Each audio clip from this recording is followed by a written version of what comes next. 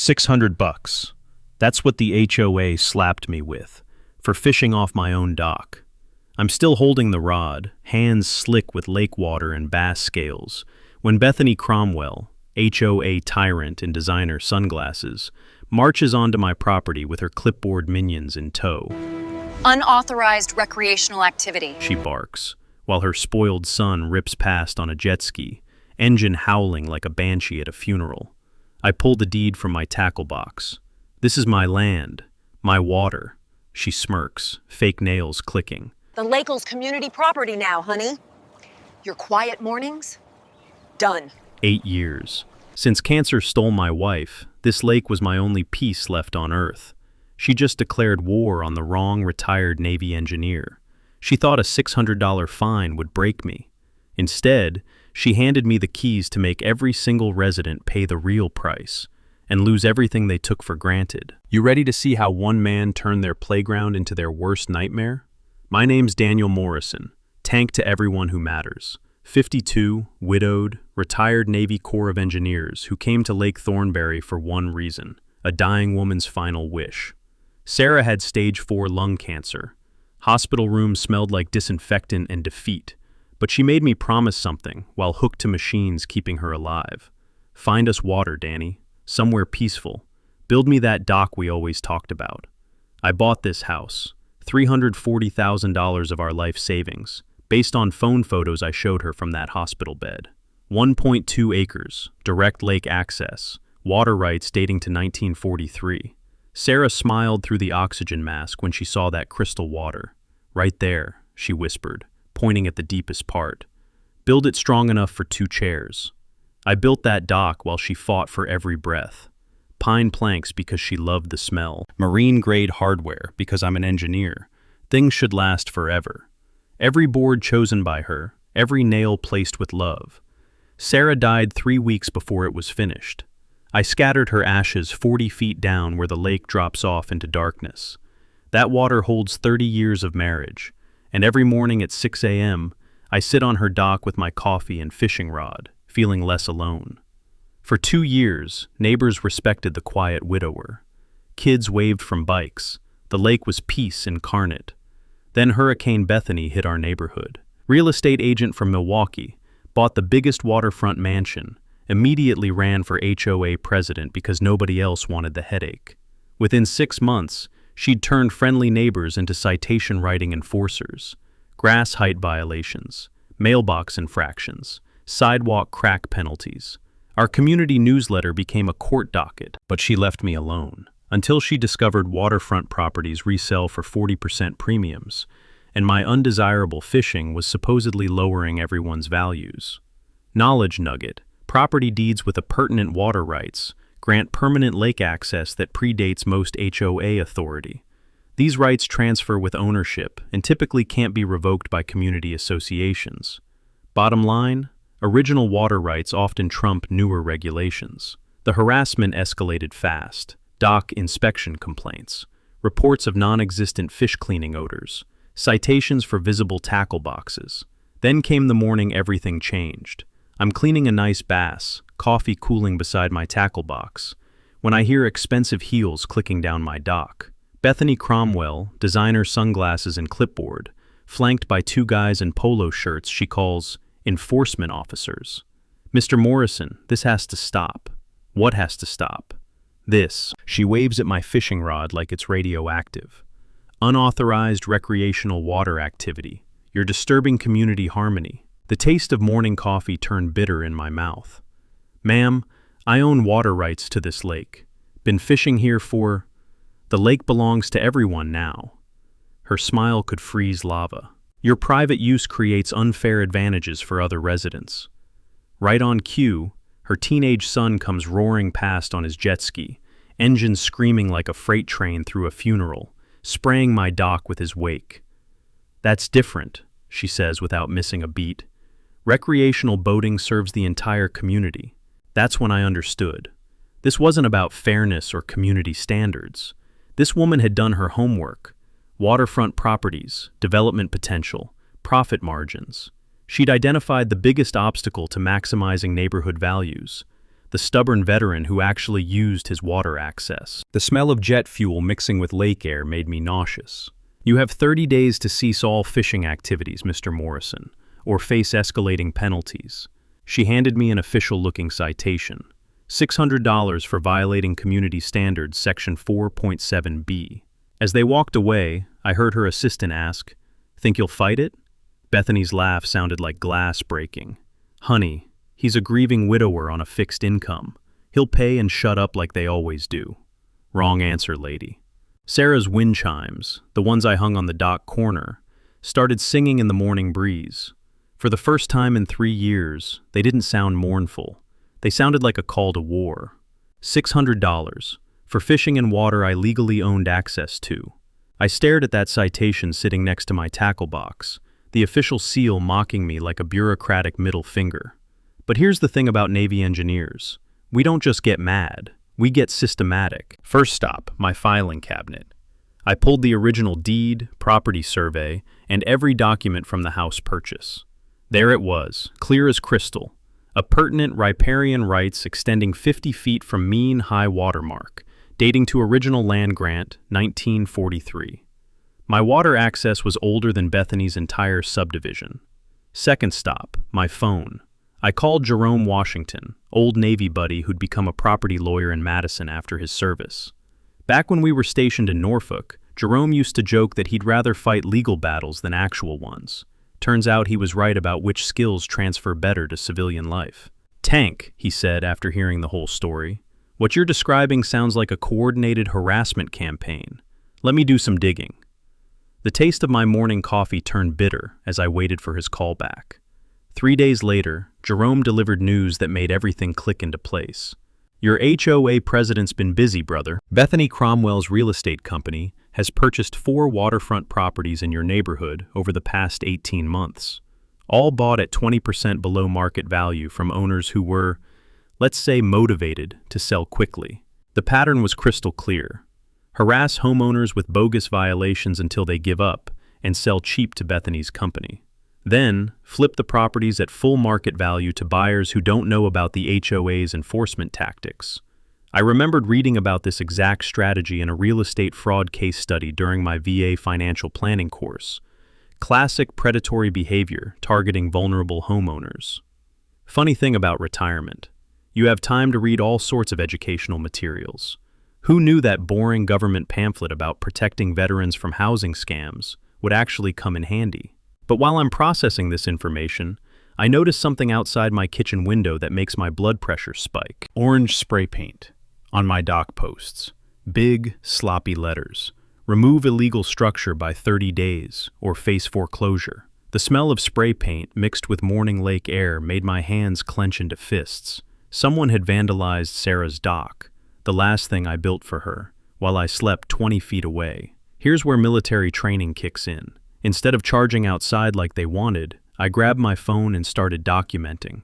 Photos from every angle, timestamp on each shot. Then I called the county sheriff's non-emergency line to report vandalism, speaking in the calm, clipped tones that come naturally after 20 years of incident reporting.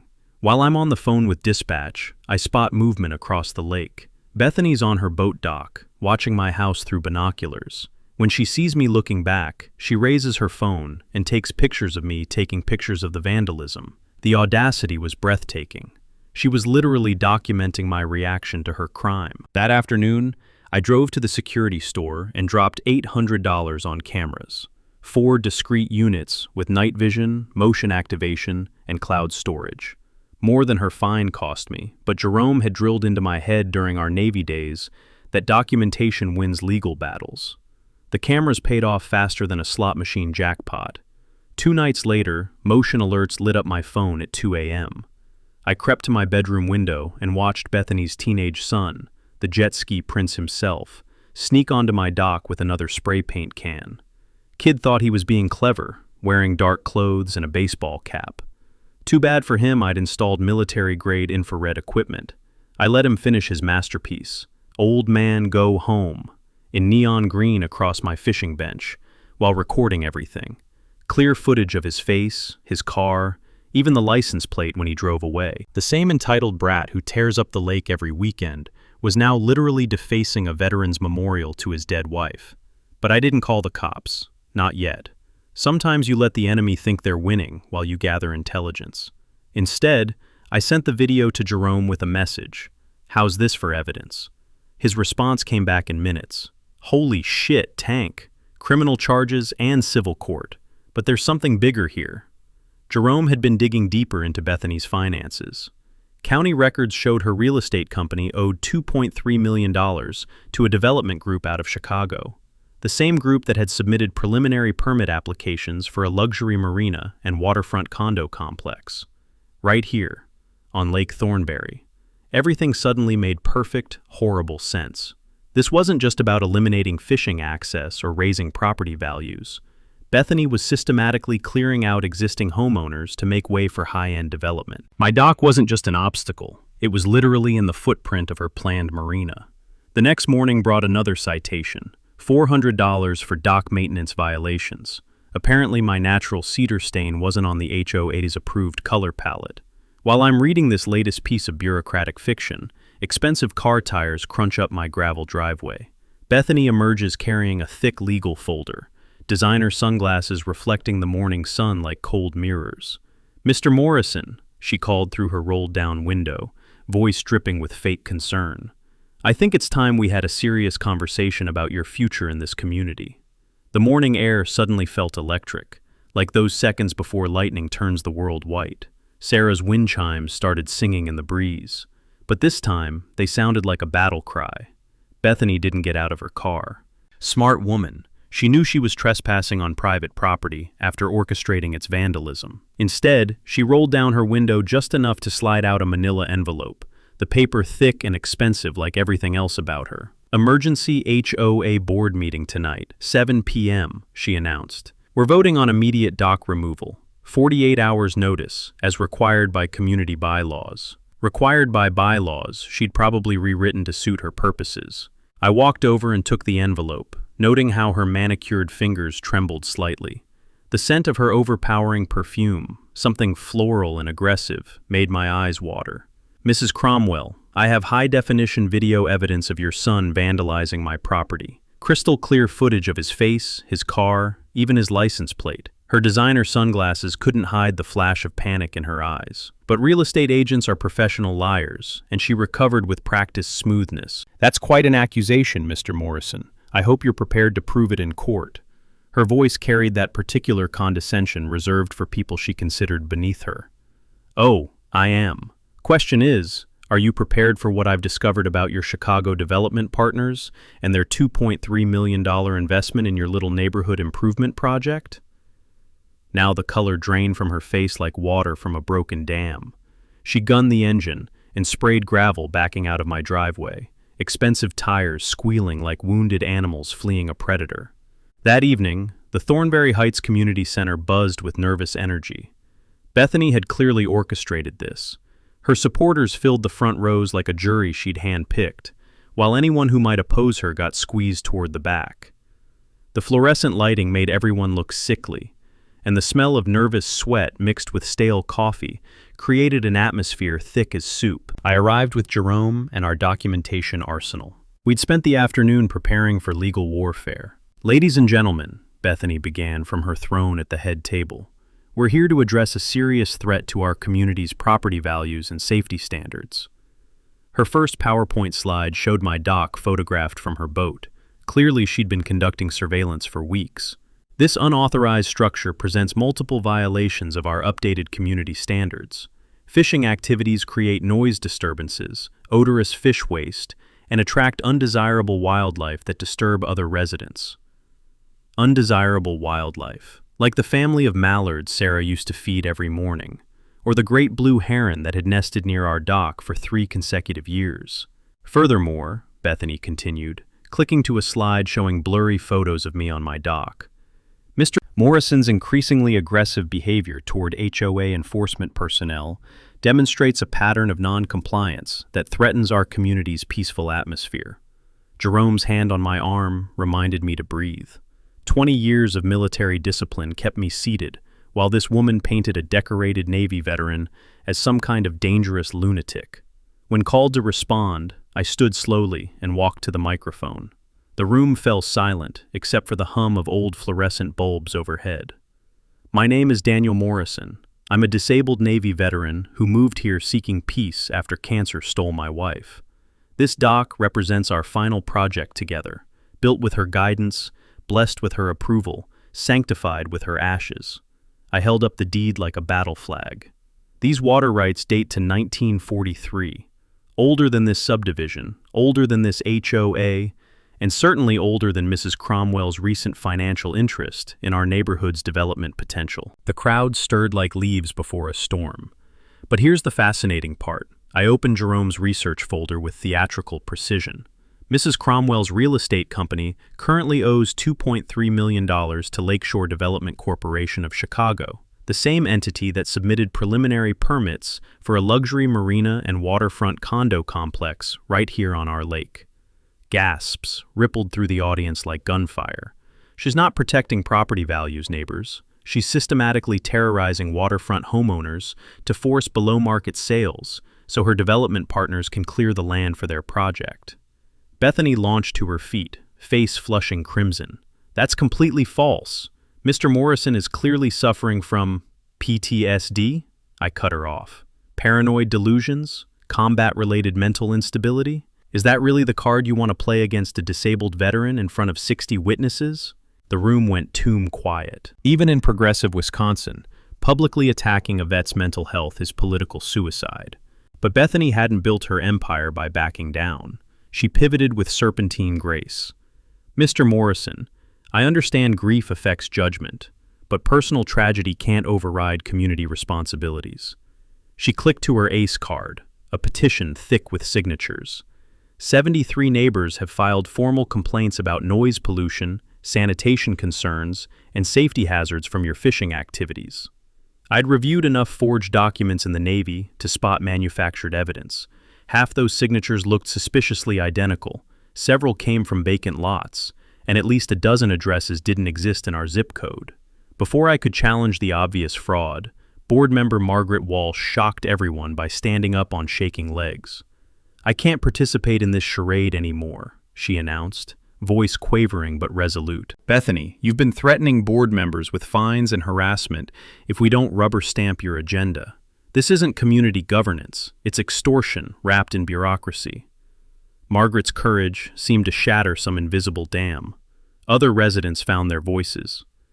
$200 fine for our kids' sidewalk chalk art, on our own driveway.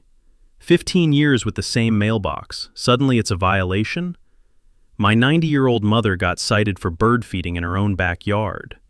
Bethany pounded her gavel like a judge, losing control of her courtroom. Order! We're voting on dock removal, not hosting a complaint festival. The final vote? 3-2 to uphold dock removal. Bethany's remaining puppets performed as programmed, but the margin showed cracks in her armor. As the meeting devolved into shouting matches and door slamming, I caught Bethany's phone conversation outside. Phase 3 starts tomorrow. The veterans rallying opposition. Expedite those permits before he causes more damage. Jerome and I exchanged meaningful looks. The real war was just beginning. Then, Margaret Walsh approached us in the parking lot, streetlights casting long shadows across her worried face. Mr. Morrison, I spent 30 years in the county clerk's office. There are things about this lake's legal ownership that Bethany doesn't understand. Historical documents that could change everything. The taste of possibility mixed with night air and exhaust fumes. Revolution was coming to Lake Thornberry. Margaret Walsh's kitchen smelled like lavender and 30 years of organizing other people's secrets. She'd invited Jerome and me over the morning after her brave stand, hands still trembling from confronting Bethany's machine. Coffee? She offered, voice steadier than her fingers. Ma'am, what you did took real courage, I said, accepting the steaming mug. Bethany won't forget that. Margaret's laugh was bitter as burnt grounds. Already started her revenge. Citation in my mailbox this morning for excessive garden ornamentation. 3 garden gnomes apparently violate new aesthetic standards she passed while I was recovering from pneumonia last month. 3 gnomes. Sarah used to joke that garden gnomes were the Switzerland of lawn decorations. Completely harmless, but somehow always causing international incidents. Jerome pulled out his legal pad. You mentioned historical documents about lake ownership? 30 years in county records teaches you where the interesting bodies are buried. Margaret disappeared into her basement and returned with a banker's box that looked older than Wisconsin statehood. Lake Thornberry has a very complicated legal history. She spread yellow documents across her kitchen table like a card sharp dealing the hand of the century. Originally, this was just Thornberry Creek, natural waterway through dairy farmland. In 1924, Wisconsin Power Company dammed it to create a reservoir for their electrical plant. When the plant closed in 1987, the state faced a problem. Who owns an artificial lake on public watershed land? I leaned forward, sensing this was important. They created a community trust arrangement. The lake became a public resource managed by local homeowners, but with ironclad legal obligations. The trust must maintain environmental standards, preserve community access, and serve public interest, not private profit. If those obligations are systematically violated, what happens? Jerome asked, pen poised. Trust dissolution. And under Wisconsin Statute 236.34, any qualified individual can petition the county court to purchase failed trust assets at fair market value and assume proper management. The coffee suddenly tasted like liquid victory. What's fair market value for a lake? I asked. Margaret consulted another document.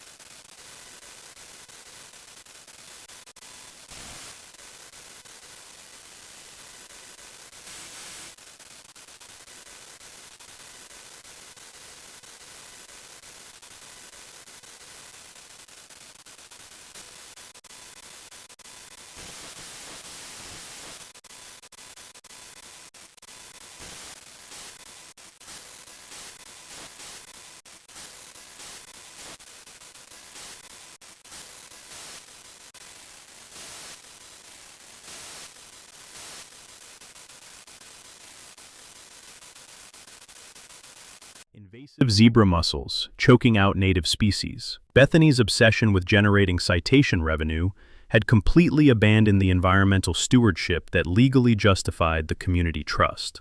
But while I gathered evidence, Bethany launched her nuclear option, foreclosure notice, $2,400 in accumulated fines plus penalties, 30-day timeline to pay or lose everything. Jerome filed emergency injunctions, but Wisconsin courts moved slower than glacial melt. Then came the utilities warfare. I returned from the hardware store to find HOA contractors cutting my water line. Safety violations, they claimed, somehow arguing that my fishing dock threatened neighborhood infrastructure integrity. Time for some Navy engineering improvisation. Within 48 hours, I'd installed a complete off-grid system that would make any forward operating base commander proud. Solar panels, battery backup, well pump, and properly permitted septic system. The taste of complete self-sufficiency was sweeter than fresh-caught bass. Bethany's sabotage had backfired magnificently. Instead of looking desperate, I looked competent. Neighbors started asking questions about my setup, wondering why they needed HOA permission for basic utilities when clearly superior alternatives existed. But the real game changer came through my security cameras. Harold Kowalski, decorated Korean War veteran living 3 houses down, had received Bethany's latest harassment masterpiece, a $300 fine for unauthorized garden ornamentation because his Memorial Day flag supposedly violated community standards. The stress triggered chest pains. His daughter called 911. While paramedics loaded Harold into the ambulance, my cameras captured something that made my blood boil. Bethany and 2 board members standing at his property line, pointing at his flag display and actually laughing. Laughing while a fellow veteran was rushed to the hospital because of their harassment. I sent that footage to Jerome with a simple message: elder abuse evidence attached. His response came back in 12 minutes. Holy shit, Tank. This is felony territory. File trust dissolution petition immediately. But before we could execute our legal strike, Margaret called with panic crackling through the phone. Daniel, Emergency county planning session tomorrow.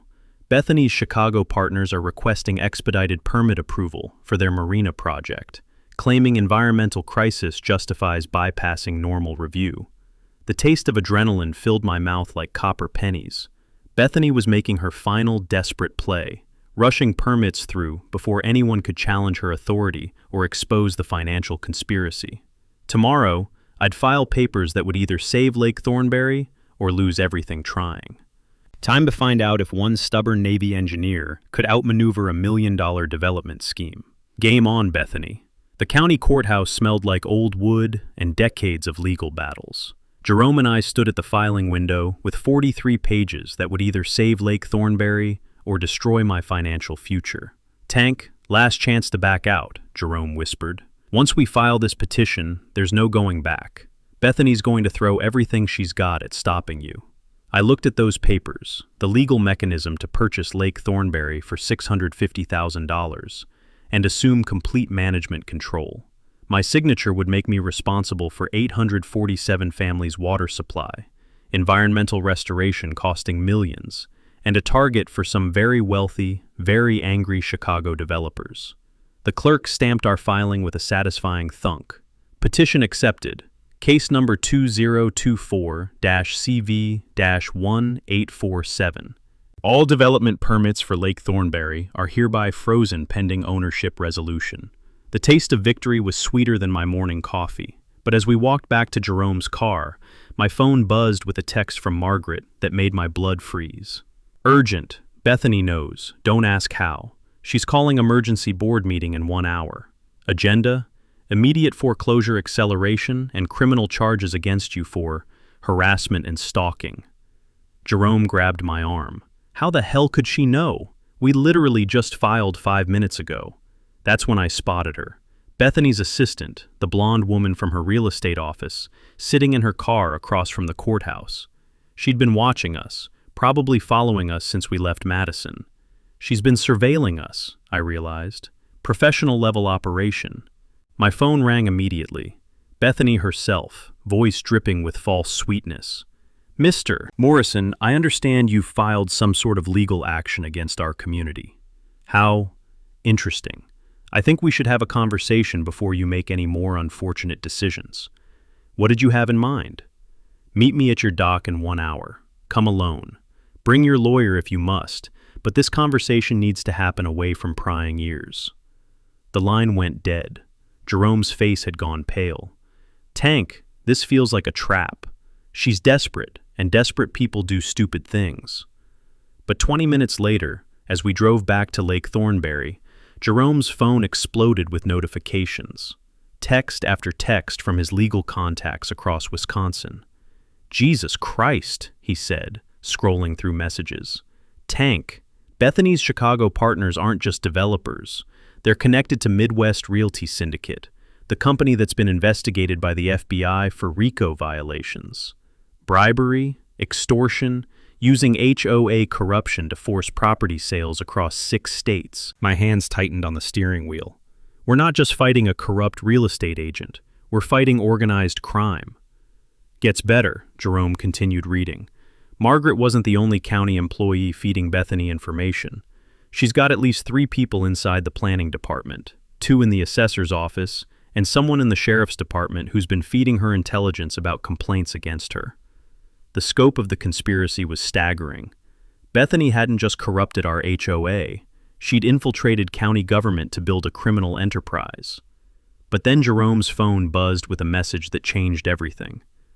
"Holy shit, Tank, the FBI has been investigating Midwest Realty for 18 months. Your petition just triggered a federal probe into their Lake Thornberry operation. They want to meet with us this afternoon." The irony was perfect. My simple attempt to buy a lake had accidentally exposed a multi-state criminal conspiracy. As we pulled into my driveway, I could see Bethany waiting on my dock. My dock that would soon sit on my lake. She was alone, no enforcers, no clipboards, just a desperate woman whose criminal empire was about to collapse. The smell of lake water mixed with impending justice. For the first time since Sarah died, I felt like I was exactly where I was supposed to be. Game over, Bethany. You just picked a fight with the wrong veteran at the worst possible time. Bethany was waiting on my dock when Jerome and I returned, designer heels clicking nervously on the pine planks Sarah had chosen. Without her usual army of clipboard enforcers, she looked smaller, more human, which somehow made her more dangerous. "Mr. Morrison," she called out, voice honey-sweet, but eyes cold as January lake ice. "I think there's been a terrible misunderstanding about your little legal filing." "No misunderstanding," I replied, stepping onto what would soon be my property. "You tried to steal my fishing spot. I'm buying the entire lake." The blood drained from her face like someone had opened a valve. That's impossible. The county would never approve such an absurd petition." Jerome's lawyer smile could have powered a small city. "Actually, Mrs. Cromwell, petition approved this morning. All development permits for Lake Thornberry are frozen pending ownership transfer." I watched her million-dollar marina dreams die behind those designer sunglasses. The smell of her desperation mixed with lake water was sweeter than any perfume. "This isn't over, Morrison," she hissed, stabbing my dock with those ridiculous heels. "You have absolutely no idea what you're dealing with." Thanks to the FBI, I was getting a crystal-clear picture. That afternoon, federal agents laid out surveillance photos like tarot cards predicting Bethany's future. Prison orange. Bethany meeting with Chicago crime figures, bank records showing money laundering, evidence proving our HOA nightmare was just one tentacle of a 12-community fraud operation targeting veterans and elderly homeowners. "Mr. Morrison," Special Agent Rebecca Julian explained, "your accidental petition triggered our RICO investigation. Keep buying that lake, keep documenting everything. Let them make desperate mistakes." The federal building coffee tasted like liquid justice. Over the next 2 weeks, my garage became mission control for the most important military operation of my civilian life. Wall maps showed every harassment victim around the lake, color-coded by vulnerability and timeline.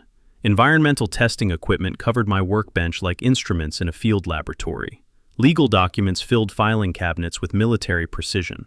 I called my old Navy environmental engineering contacts for advice. Building clean water systems for forward operating bases had taught me everything about restoring damaged ecosystems. Same principles, different uniform. Dr. Elena Rodriguez from UW-Madison became my restoration consultant, a woman whose passion for lake ecology rivaled my passion for justice. "Tank," she said, studying my water quality data. "This lake's bone structure is incredible. Natural springs, good depth variation, healthy fish genetics despite the pollution.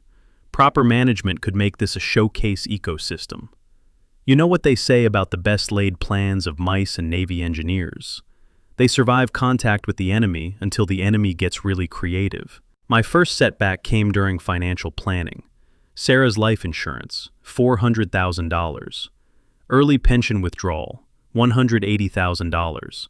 But when I went to liquidate my savings account, I discovered Bethany had somehow placed a legal hold on my funds, claiming potential fraud investigation. Jerome's phone calls to the bank revealed the scope of her corruption. She had contacts inside the financial system who could freeze assets based on manufactured suspicious activity reports. "Tank, she's trying to prevent you from completing the lake purchase," Jerome explained. "Classic delay tactic while she rushes her development permits through." That's when Margaret Walsh provided the game-changing revelation. "Daniel," she whispered during one of our kitchen strategy sessions, "I found something in the county archives that Bethany doesn't know about. The original 1924 dam construction displaced a Menominee burial ground. If you can prove cultural significance, you get federal protection that overrides any local permits." I spent sleepless nights at the Wisconsin Historical Society, researching tribal land records with the dedication of a man whose mission success depended on historical accuracy. The taste of stale vending machine coffee became my fuel as I traced ownership back to pre-dam territory. Sure enough, Lake Thornberry sat on sacred Menominee land that had never been properly acknowledged or compensated. My meeting with Elder Joseph Korn felt like receiving orders from a commanding officer whose wisdom spanned centuries. "Mr. Morrison," he said, studying my lake restoration plans, "if you honor our ancestors and protect this water for future generations, the Menominee Nation will support your guardianship." Suddenly, I wasn't just buying a lake. I was becoming a steward of sacred trust. The financial crisis resolved when Jerome discovered Wisconsin veterans get expedited access to frozen assets in cases involving housing discrimination. Within 48 hours, my funds were released with a formal apology from the bank president. Total war chest, $700,000. Lake purchase, $650,000. Legal reserves, $50,000. Tight margins, but Navy engineers excel at accomplishing impossible missions with inadequate resources. While I planned restoration protocols, Bethany was clearly planning something desperate. My security cameras caught her people conducting surveillance, photographing my equipment, even trying to break into my mailbox. The desperation was becoming obvious to everyone in the neighborhood. Margaret's daily intelligence reports painted a picture of a criminal empire in collapse. Emergency board meetings, frantic calls to Chicago, contractors refusing to work without payment guarantees. The morning air smelled like victory brewing, mixed with coffee and righteous determination. Time to execute the operation that would turn Lake Thornberry into a place Sarah would be proud to call home forever. The first sign that Bethany was going nuclear came at 3 a.m. on a Tuesday. Motion sensors lit up my phone like a Christmas tree, and through my security cameras I watched 3 men in dark clothing approach my dock, with what looked like industrial sabotage equipment. These weren't teenagers with spray paint. These were professionals carrying bolt cutters, sledgehammers, and what appeared to be underwater cutting torches, designed to destroy my dock's foundation pylons. I called 911 and settled in to watch the show from my bedroom window, recording everything while my coffee grew cold on the nightstand. The sheriff's deputy who responded was someone I'd never seen before. Young guy named Officer Bradley, who seemed more interested in questioning my suspicious late-night surveillance activities than investigating the actual crime in progress. "Sir, can you prove these individuals intended to commit vandalism?" he asked, watching crystal-clear footage of men literally attacking my property with power tools. "Officer, they're cutting my dock supports with torches. What else would you call that?" Could be utility maintenance. Hard to prove criminal intent without witnessing actual damage. That's when I realized Bethany's corruption had infected local law enforcement. This wasn't incompetence, it was complicity. The real punch came the next morning. Foreclosure acceleration notice.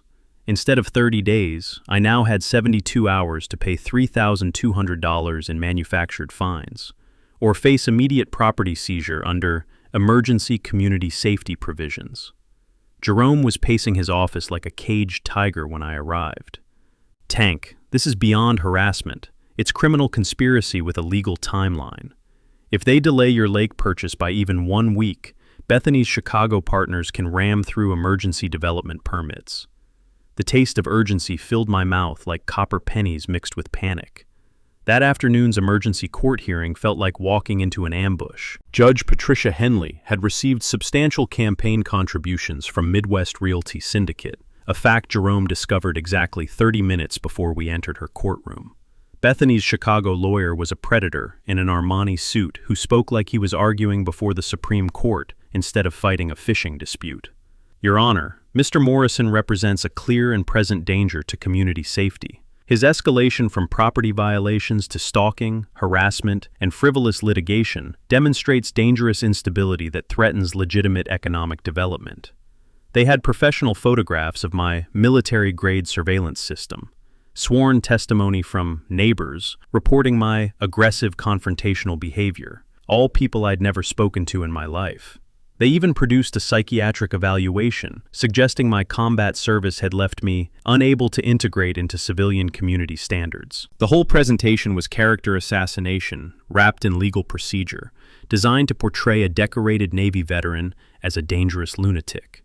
But here's where 20 years of military bearing pays dividends. I stood up wearing my Navy dress uniform, crisp blues with every medal I'd earned serving this country. The courtroom fell silent as I walked to the podium, my shoes clicking on polished floors like a drum beat. "Your Honor, my name is Daniel Morrison. I'm a decorated combat engineer who built bridges under fire in 3 different war zones. I moved to Lake Thornberry seeking peace after cancer stole my wife. I built 1 fishing dock on property I legally own, with water rights predating this HOA by 40 years. I held up my deed like a battle flag. These rights existed before Mrs. Cromwell was born, before her Chicago partners decided our lake would make them millions." Judge Henley leaned forward, suddenly paying attention. Mr. Morrison, are you claiming the HOA lacks authority over your water access? Your Honor, I'm claiming Mrs. Cromwell has systematically violated her fiduciary duties, engaged in elder abuse, and conspired with organized crime figures to steal community resources. Jerome began distributing FBI documentation to the court. The judge's expression shifted from skeptical to shocked as she reviewed federal evidence. Bethany's lawyer tried objecting, but Judge Henley cut him off. Mr. Castellano, were you aware your client is under active federal investigation for RICO violations? Your Honor, alleged federal investigations are completely irrelevant to legitimate community. Motion for accelerated foreclosure denied, Judge Henley declared. All HOA enforcement actions against Mr. Morrison are suspended pending federal investigation resolution. But here's the mini twist that changed everything. Bethany completely lost her composure. She shot to her feet, face purple with rage. This is outrageous. You can't let this terrorist hold our entire community hostage with his PTSD fantasies. Terrorist. She just called a decorated Navy veteran a terrorist in open court in front of local news cameras. Judge Henley's gavel came down like artillery fire. Mrs. Cromwell, you are in contempt of court. Bailiff, remove her immediately. Watching Bethany dragged from the courtroom in handcuffs while news cameras rolled was sweeter than any fishing victory I'd ever experienced. But that evening, Margaret's panicked phone call reminded me the war wasn't over. Daniel, Bethany made bail and called an emergency board meeting for tomorrow night. She's hired private security, the kind that doesn't carry clipboards. The smell of desperation mixed with evening lake mist, like a thunderstorm approaching. Time to discover how dangerous a cornered criminal could become. Bethany's emergency board meeting was scheduled for Thursday evening at the community center, but by Wednesday afternoon, it was clear this wasn't going to be a normal HOA gathering. Black SUVs with tinted windows had been circling the neighborhood since dawn, and men in expensive suits were photographing every house around the lake. Margaret called me in a panic. Daniel, these aren't local security guards. I recognized one of them. Tommy Marcelli, enforcer for the Chicago outfit that's been in the news for union intimidation. The taste of real danger replaced my usual morning coffee bitterness. Jerome arrived at my house with FBI agent Julian and 2 federal marshals who looked like they could bench press small cars. Tank, we're accelerating our timeline. Bethany's Chicago partners are desperate enough to risk federal charges, which means they're planning something that makes prison time look preferable to financial losses. Agent Julian spread surveillance photos across my kitchen table. Midwest Realty Syndicate has $47 million in leveraged investments tied to the Lake Thornberry development. If your lake purchase goes through, their entire operation collapses. Desperate people with that much money at stake don't go down quietly. That afternoon, I discovered just how desperate they'd become. I was testing water quality near the dam when I noticed something that made my Navy engineering training scream warnings. Fresh concrete patches on the dam's spillway. Clearly recent work done without permits or inspections. I called Dr. Rodriguez immediately. Elena, someone's been modifying the dam structure. This could affect the entire lake's water level. Her analysis confirmed my worst fears.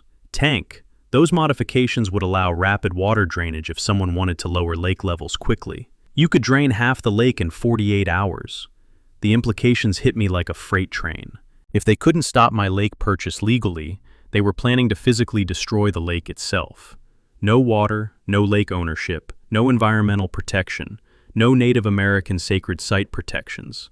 Pure, scorched earth tactics. But here's where my military network proved invaluable. I called my old commanding officer, Colonel Patricia Iron Lady Hernandez, now working at the Army Corps of Engineers. Within 2 hours, federal inspectors were examining the dam modifications under emergency environmental protection protocols. Morrison, the colonel told me over speakerphone, those concrete modifications are structurally unsound and illegal under federal dam safety regulations. We're issuing immediate cease and desist orders and posting armed guards. The mini twist came that evening when my security cameras caught something incredible. Bethany herself, along with 2 men in Chicago suits, attempting to access the dam control mechanisms under cover of darkness. Federal agents who'd been staking out the area moved in immediately. The arrest was spectacular. Bethany screaming about property rights while being handcuffed next to a federal dam she'd been trying to sabotage. But the real shock came when Agent Julian called me an hour later. "Tank, you're not going to believe what we found in Bethany's car. Detailed plans to drain the lake, destroy your dock, and claim environmental emergency justifications for expedited development permits. Plus, evidence of a $2 million payment to a county planning commissioner for guaranteed permit approval." Thursday's emergency board meeting became a federal crime scene. The community center was surrounded by FBI agents, news vans, and neighbors who finally understood the scope of what had been happening in their neighborhood. I stood before microphones and cameras, still wearing my fishing clothes because there hadn't been time to change, and told the story of how one woman's greed had nearly destroyed an entire community. Folks, Bethany Cromwell wasn't just harassing homeowners. She was systematically dismantling our neighborhood to make way for a criminal conspiracy that reached from Chicago to our county courthouse. The questions came fast from reporters, but the one that mattered most came from Harold Kowalski, the elderly veteran whose heart episode had started this whole investigation. "Daniel, what happens to our lake now?" I looked out at faces of neighbors who'd been terrorized for years, finally free to speak without fear of harassment citations. "Tomorrow morning, I'm completing the purchase of Lake Thornberry. It will be managed as a community resource, with environmental restoration, public access, and protection for the sacred Native American sites that were here first." The applause was thunderous, but sweeter than any sound was Margaret Walsh speaking into the microphone. "Ladies and gentlemen, I'd like to introduce you to the new owner of Lake Thornberry, a man who fought to protect our water because he understands what's worth defending." That night, I sat on my dock with a beer and my fishing rod, watching federal agents process the crime scene where Bethany had tried to destroy the lake Sarah loved. The smell of victory mixed with evening lake air, and for the first time since Sarah died, I felt like I was exactly where I belonged. Tomorrow would bring new challenges, but tonight, the lake was safe, and that was enough. Friday morning dawned crisp and clear over Lake Thornberry, the perfect day to buy a lake and end a war. The county courthouse steps were packed with news crews, federal agents, and what looked like half our neighborhood. Word had spread about Bethany's arrest and the criminal conspiracy, transforming my quiet property dispute into a regional news story about organized crime and community resistance. I walked up those courthouse steps wearing my Navy dress uniform one final time, carrying a cashier's check for $650,000 that represented every dollar Sarah and I had saved together. The weight of that check felt like carrying the hopes of 847 families who deserved better than living under criminal tyranny. Inside, Judge Henley presided over the most unusual property transfer in Wisconsin history. Federal agents provided security, while news cameras captured every moment of the proceeding that would make Daniel Morrison the sole owner of Lake Thornberry. "Mr. Morrison," Judge Henley said, "are you prepared to assume legal responsibility for managing Lake Thornberry as a public trust resource, with full accountability for environmental restoration and community access?" "Your Honor, I've spent 20 years serving this country. I'd consider managing this lake an extension of that service." The gavel came down with finality that echoed through the packed courtroom. Property transfer approved. Daniel Morrison is hereby recognized as the legal owner of Lake Thornberry and all associated water rights. But the real climax wasn't happening in that courtroom. It was happening outside on the courthouse lawn, where microphones and cameras waited for the moment everyone had come to see. FBI agent Julian stepped to the podium first. "Ladies and gentlemen, Operation Lake Watch has resulted in the arrest of 14 individuals involved in a multi-state conspiracy to defraud homeowners and manipulate local governments. Bethany Cromwell and her associates face federal charges including RICO violations, elder abuse, environmental crimes, and conspiracy to commit domestic terrorism. Domestic terrorism. That's what they called attempting to destroy a dam. Then it was my turn at the microphone.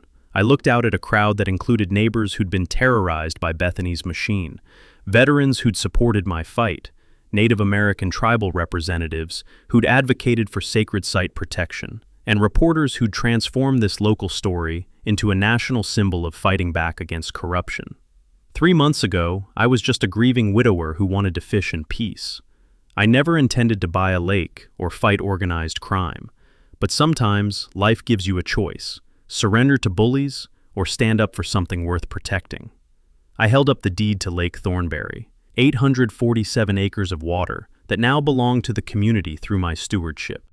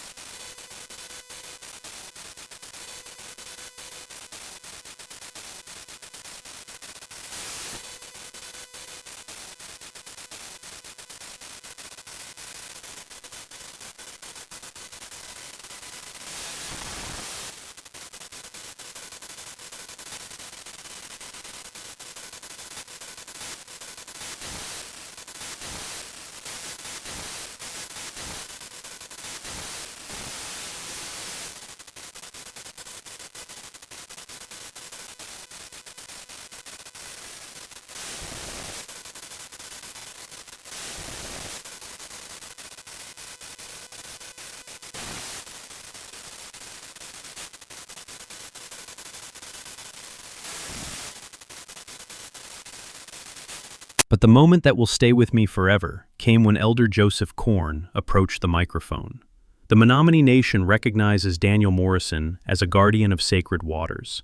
His fight to protect this lake honors our ancestors and ensures their resting place will remain undisturbed.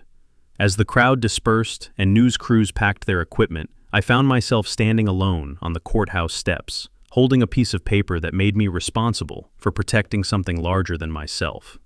Margaret Walsh approached with a smile that could power the entire county. "So, Mr. Lake Owner, what's your first official act?" I looked toward the water visible in the distance, where Sarah's ashes rested, and where her memory would guide every decision I made. "First official act? I'm going fishing, and anyone who wants to join me is welcome."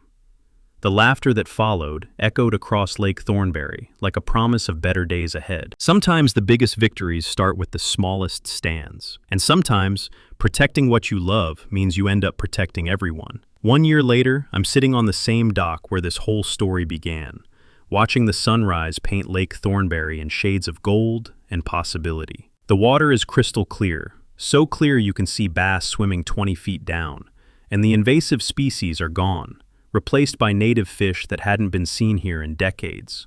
The restoration project exceeded every expectation. The Sarah Morrison Environmental Scholarship has sent 12 local students to college for environmental science degrees. Dr. Rodriguez oversees the program, and seeing those kids' faces when they receive their awards reminds me why this fight mattered. The public fishing pier I built where Bethany used to conduct her harassment campaigns hosts dozens of families every weekend. Kids learn to cast lines where corrupt board meetings once terrorized neighbors. The sound of children's laughter, echoing across water that was nearly destroyed by greed, is music Sarah would have loved.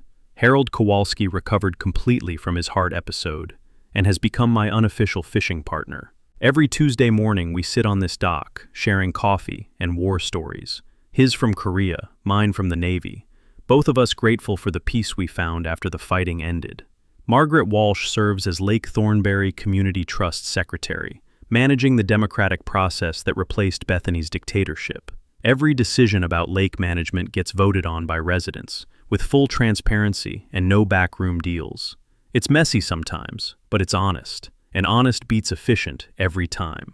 The Menominee Cultural Center holds annual ceremonies at the sacred sites we protected, and I've learned more about honoring this land's original inhabitants than 20 years of military service ever taught me. Their prayers for the water feel like Sarah's presence blessing every sunrise. As for Bethany Cromwell, she's serving 8 years in federal prison for RICO violations, elder abuse, and domestic terrorism. Her Chicago partners received even longer sentences. The entire Midwest Realty Syndicate collapsed, saving dozens of other communities from the same harassment we experienced. Sometimes, justice tastes exactly as sweet as you hoped it would. The lake restoration attracted national attention, bringing environmental tourism that benefits every business in town. Property values have increased 40%, the same premium Bethany wanted to steal through corruption, achieved instead through legitimate environmental stewardship. But the real victory isn't measurable in dollars or headlines. It's watching neighbors who were afraid to speak up for years now volunteering for lake cleanup days. It's seeing veterans from 3 states visit our memorial area where Sarah's ashes rest, finding their own peace by the water. It's knowing that 847 families can enjoy their homes without fear of harassment letters or manufactured violations. Every morning when I cast my first line into water that belongs to the community instead of criminals, I feel Sarah's approval in the morning mist and the call of loons across water that will never again be threatened by greed. The dock we built together has become a symbol of what's possible when ordinary people refuse to surrender to extraordinary corruption. Tour groups visit, environmental students conduct research here, and other communities fighting HOA abuse seek advice about standing up to organized harassment. I never wanted to be a symbol or a community leader. I just wanted to fish in peace and honor my wife's memory. But sometimes life chooses you for bigger purposes than you planned. The Lake Thornberry Environmental Trust now manages water resources for 6 other Wisconsin communities, fighting similar battles.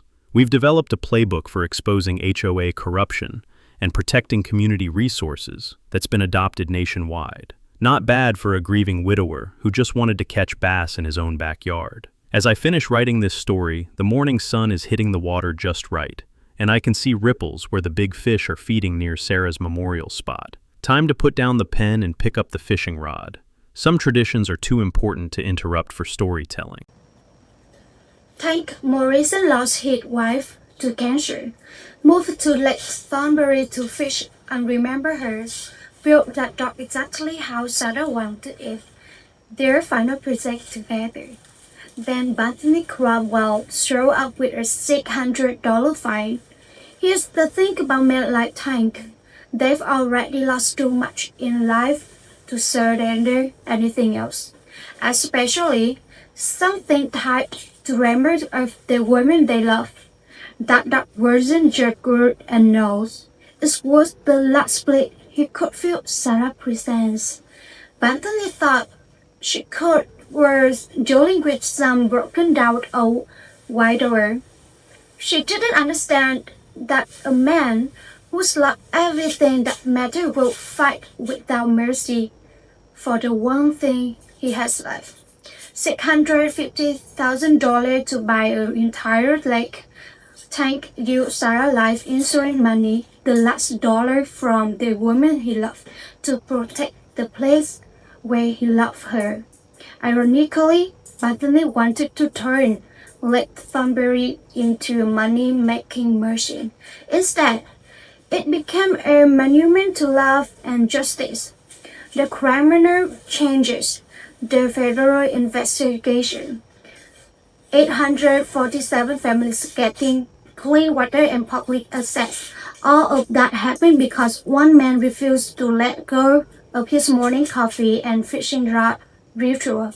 Question for you: what's the one thing in your home you'll never let anyone take away?